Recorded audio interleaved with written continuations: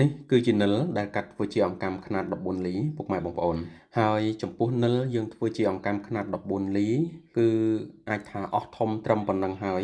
មិនមែនគ្មានសាច់និលសម្រាប់ធ្វើនោះទេប៉ុន្តែនិលយើងធ្វើកាន់តែធំវាប្រឈមនឹងការបែកនៅពេលដែលយើងប្រឡុំយករាងមូលហើយនៅក្នុងដំណាក់កាលដែលចោះនេះគឺជាធម្មជាតិនៃសាច់និលតែម្ដងដែលវាខ្ទរទៅនៅពេលដែលមានសាច់ធំយើងចោះឬក៏យើងប្រឡុំយកមូលគឺផ្ទុះបែកតែម្ដងអញ្ចឹងយើងធ្វើបានរលូនតែម្ដងបែកតិចតួចមែនទែនគឺចាប់ពីខ្នាត12លី10លីហើយនឹង8លីគឺយើងធ្វើបានបាទមិនមានការបែកច្រើនទេប៉ុន្តែសម្រាប់ខ្នាត14លីឡើងគឺប្រឈមនឹងការបែកច្រើនមែនទែនអញ្ចឹងទម្រាំតែធ្វើបានមួយខ្សែខ្នាត14លីនេះក៏ត្រូវចោលសាច់ប្រហែលជា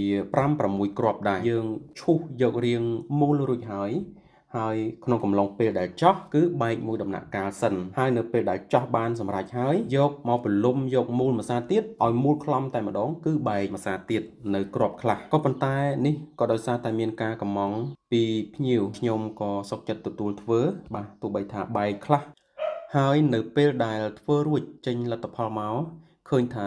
ស្រស់ស្អាតខ្លាំងមែនទែនភាពខ្មៅគឺខ្មៅក្រឹបមិនមានថ្មណាមួយមកប្រដូចឬក៏ប្រកួតប្រណាំងប្រជែងជាមួយនឹងសាច់និលបានឡើយចំពោះភាពខ្មៅហើយនឹងភាពរលើបរលោងលក្ខណៈពិសេសនៃនិលដែលជារ៉ែត្បូងដុះនៅក្នុងទឹកដីខ្មែរយើងនេះគឺពិសេសត្រង់ថាខ្មៅក្រឹបអត់មានថ្មណាប្រៀបផ្ទឹមជាមួយបានដោយធម្មជាតិតែម្ដងហើយចំពោះសាច់ណាដែលស្ដើងល្មមគឺពិលអាចឆ្លោះចូលបានឆ្លោះចូលឃើញពណ៌ចាហួយយ៉ាងស្រស់ស្អាតប៉ុន្តែយើងមើលដោយមិនមានការឆ្លោះពិលចូល